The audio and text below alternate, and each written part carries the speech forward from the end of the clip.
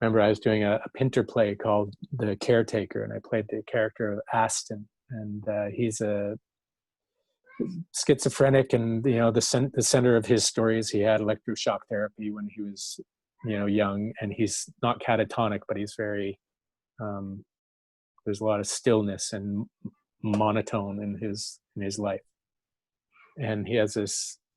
I'm not going to get into the whole story, but when my father came to see it, there was one thing I did with cigarettes, because he's always rolling cigarettes. And there was a thing that I did because I didn't want to light them, because I didn't want to, you're in theater, as soon as you light a match for a cigarette, people are like,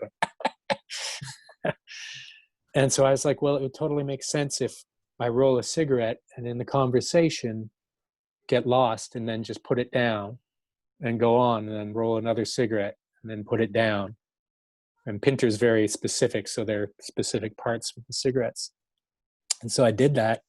And afterwards, my father came up and spoke to me, and when he saw the performance, and he was so affected by that little moment, because his eldest brother, he was born and grew up in Nova Scotia, in Halifax, Nova Scotia. And his brother, from the age, I think, of 16 or 17, became a ward of the province because he was schizophrenic. So he was institutionalized his whole, from mid-teens until he died.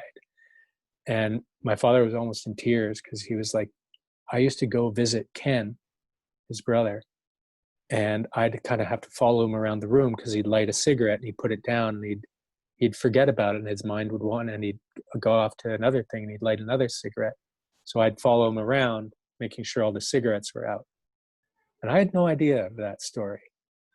Do you know what I mean? So where is that? And that's my father. Is there a connection where that idea came to me?